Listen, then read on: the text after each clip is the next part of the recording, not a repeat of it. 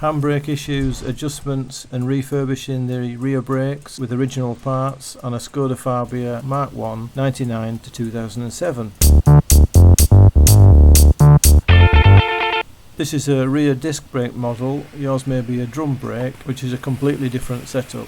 The principle's the same and both have automatic handbrake adjustment at the wheel end and manual adjustment at the handle. If you've left your car for some time with the handbrake on, the rear brakes can lock up and seize with a bit of corrosion and they'll need freeing up, which is what I'm proposing to do with mine here. Find level firm ground and chock the front wheels.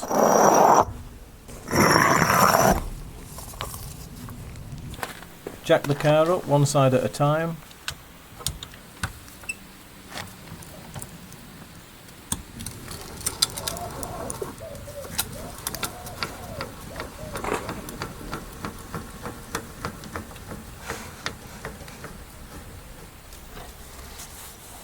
And put your axle stand under something solid and secure and not on the body. Using a little bit of wood can help make better purchase, but you don't have to do that.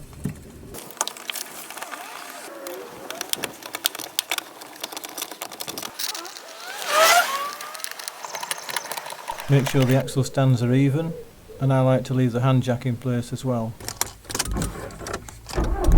Go into the car and pump the foot brake a number of times.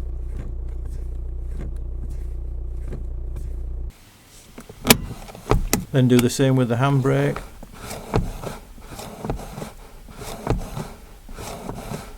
And leave it in the off position. Then check the wheels, see if they'll easily rotate. This one's a little bit stiff, but still turns. The near side one's a lot freer.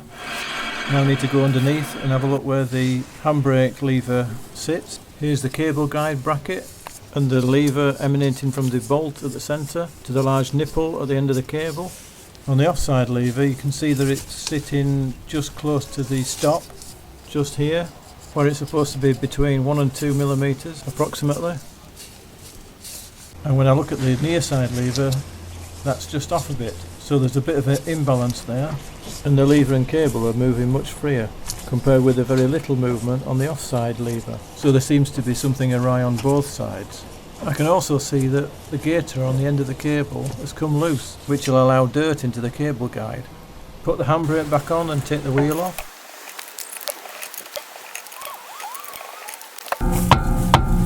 This one's seized on a little bit. Stick it under the car body for extra protection. Make sure the handbrake's off now. I know that these haven't been touched for a while, so I'm going to spray the guide pin bolts with some penetrating fluid, both top and bottom.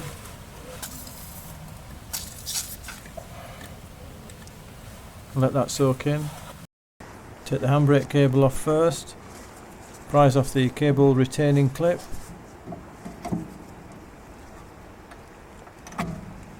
It's a double-sided clip.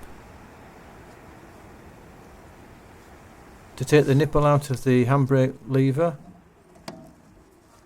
it's best to use some pipe wrenches so you can grip it, and then you just lift and twist it to take it out of the hook. You have to be quite tough with this. Then just pull the cable and gaiter through the retaining hole. Let that just dangle down. As you can see, there's some corrosion and oxidisation on the wheel mounting surfaces, which needs to be cleaned off, and I'll put some copper ease on that when I reassemble it.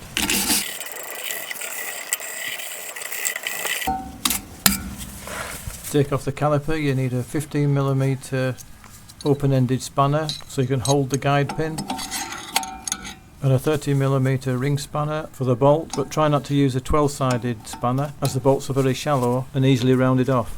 Best to use a 6-sided one or a 6-sided socket, as in my case, and I can just about get away with a 1/4" wrench and socket, but it would be better to go up to 3/8 or even 1/2 inch if you can get it on. Hold the socket or spanner onto the nut firmly and undo it.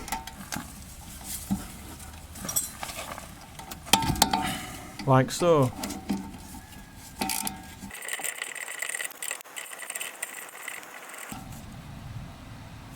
Take both the bolts out.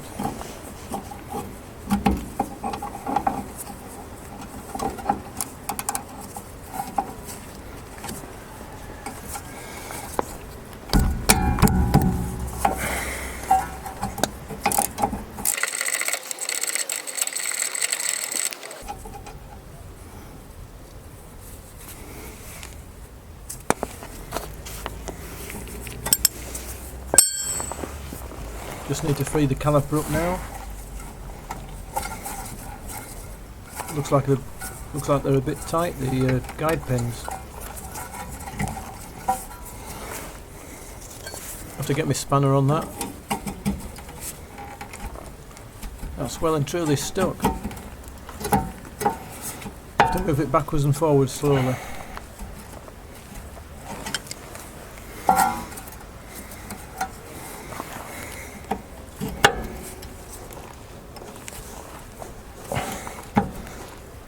Put some more penetrating fluid on it.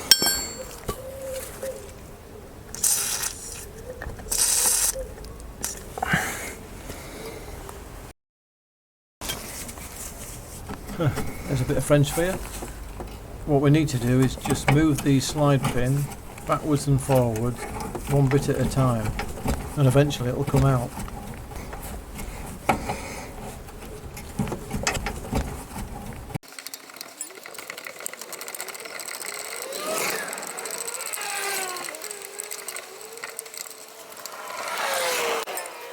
Right, I'm going to leave that a minute and just get the caliper off. Put your screwdriver in at the top and prise down. You want to just rattle the caliper about a bit, prise it inside and then prise it from the top down. If you keep knocking it about a bit, it'll loosen right off. But don't use penetrating fluid on the inside of the caliper or near the piston.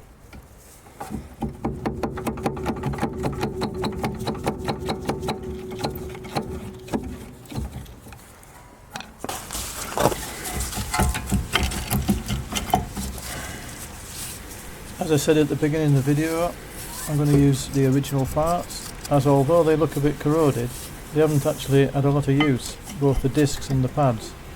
There's no major scouring tracking lines in the disc or the pads, and I would say they're about 20-30% used. So I'm going to clean everything up and reuse it. Obviously it's much easier just to replace the pads and discs with new ones, and that's what you should do if you're not competent with the existing brakes. Disc and pads are all in good condition, it should be fine. I'm more concerned with the handbrake mechanism. Take these stainless steel shims out, I'll reuse those, as long as they're smooth, not bumpy or buckled. And you must fit these, otherwise the pads won't move properly and will jam up. So if they're all bent and twisted, just replace them. If they're only bent a little bit, you can flatten them out with a hammer on a flat metal surface, but they have to be quite precise.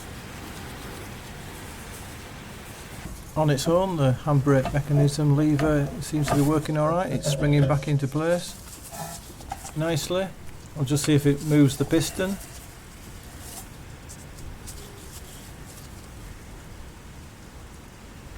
Which it does. Which seems to be actuating fine. The rubber seal's intact. It's seated into place and there's no splits or cracks. I'll put that one side, take the disc off. You need to remove the little Phillips grub screw, which hopefully you can get out. A lot of people tighten these far too much, which is unnecessary. I usually put some copper-ease on these when I put them back, because they can be a devil to get out if they're seized in. The disc then just comes out without taking the carrier off, which is nice. I'll clean that up later. Next you want to really clean up the areas where the shims go. Knock any loose rust off with a little hammer or a heavy screwdriver, and then use a stiff wire brush. You want to bring it back down to a flat metal surface, and don't forget to do the top one as it's upside down. Next I want to take the pins out.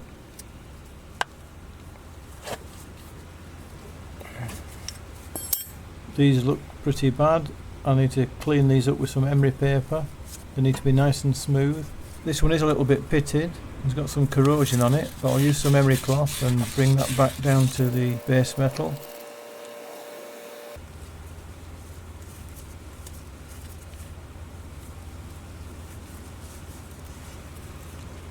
Bit more work on that, I think.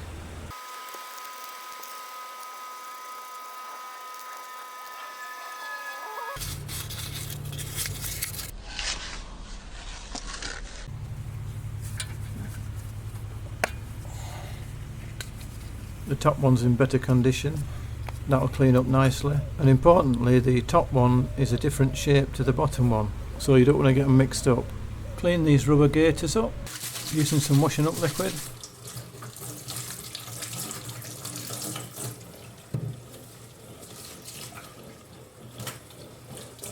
And some paper towels to clean out the insides. To push the caliper back in, you've got to use a winding tool. If you haven't got one of these, I'll put a link in the description. They're quite readily available. You just got to make sure you get the right size pins for the caliper. There's two pieces. There's the winding threaded part that has a slot in the centre nut and an open sided plate that fits against the caliper. So you've got two pins here and they locate on the little grooves on the top of the piston. And it fits on top like so. Then you wind the centre nut down until the recess is inside the caliper. Then slot the open sided plate in. Wind the nut out to meet the caliper. Hold it firmly with one hand and then turn the piston in with the other. It should go in nice and smoothly. But before you get too carried away, lift the cap off the brake fluid reservoir in the engine bay, as what you're doing is pushing brake fluid back up into the reservoir. And you've just got to keep an eye on that in case it gets too full.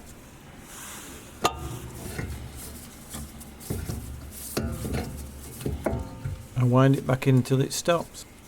But if it's getting tight, then stop, move the piston out with the handbrake lever and then try again.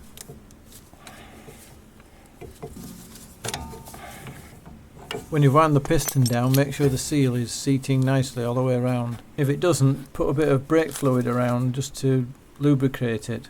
So I'll activate the handbrake lever again.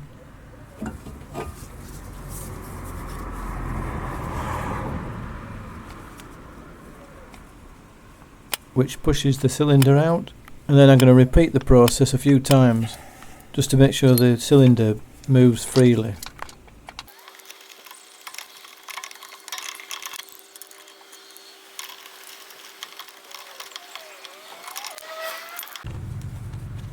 There's some glazing on the pad surface, so I used some dry emery cloth just to take the top layer off with fresh material underneath. Do that evenly across the whole surface.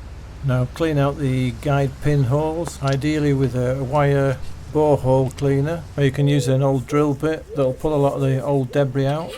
Then wrap a thin screwdriver with some cloth to clean it out thoroughly. Now everything's cleaned up, I can start rebuilding the brakes. You want to put a very small amount of copper ease on the moving parts, but don't get any on the disc or the pads.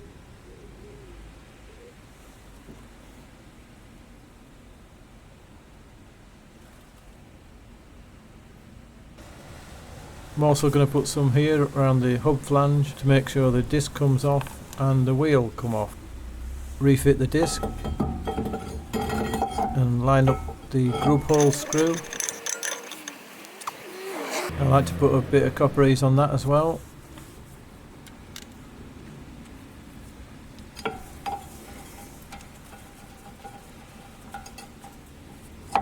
Just want to be about hand tight.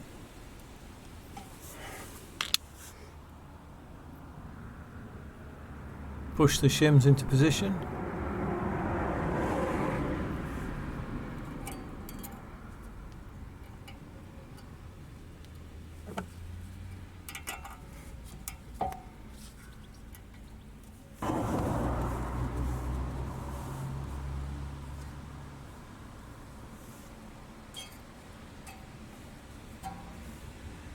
Replace the pads in the respective original positions.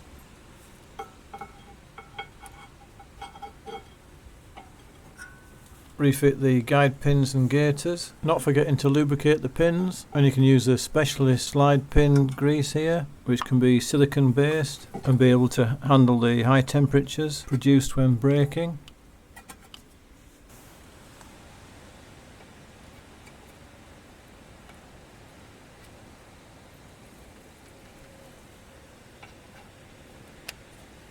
Make sure the pins feel nice and smooth and free. Lift the caliper into position. keeping everything in place.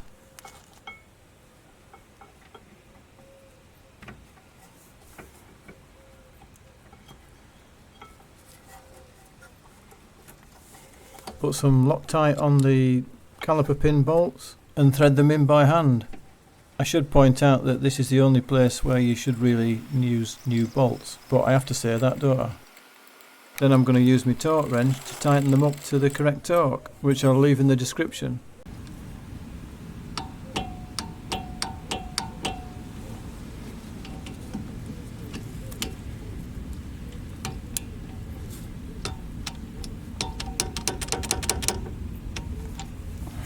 Slide the handbrake cable back into position, using the pipe wrenches again to pull the nipple into place.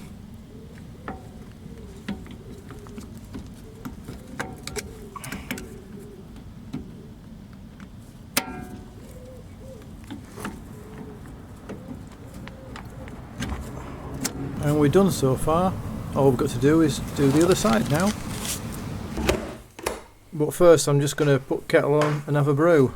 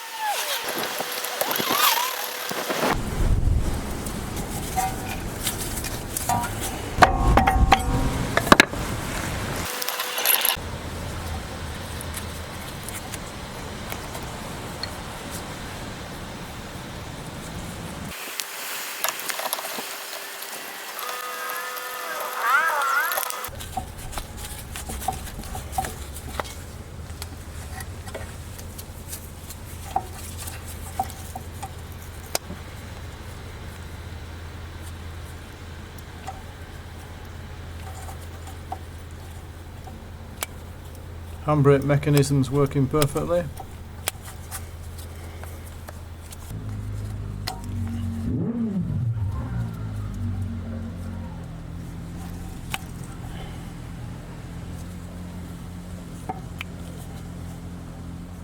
The guide pins on this side are in good condition, and together you can see the different shapes with the tapered one at the top. Just got to clean it all up and put it all back.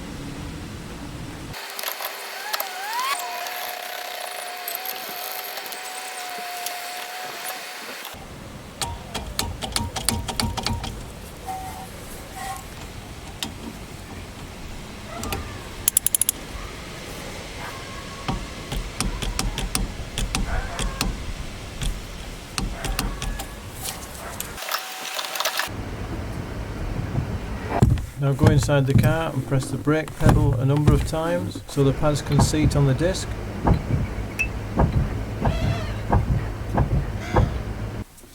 Now we want to activate the handbrake a number of times, then finish it in its disengaged position.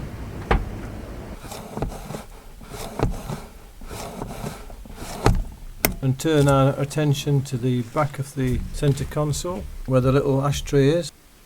Take a firm hold of the ashtray and just lift it up. It'll just clip out vertically. And if we take a look inside the hole, we can see the handbrake adjustment nut in the centre of the yoke with the two handbrake cables going to each rear wheel. What we want to do now is slacken this nut off until the handbrake levers on the calipers are resting on the stops.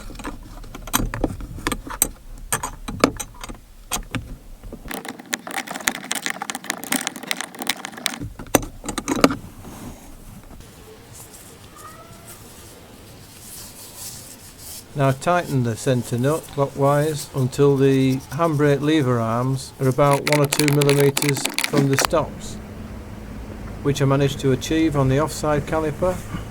The near side does go back within 2 millimeters, but only if you help the lever a little bit, but it's better than it was before. And both wheels now tighten and release the handbrake, as they should. But there still remains a slight imbalance, which I suspect is actually the cable or cables. So at some stage I might have to get some new cables.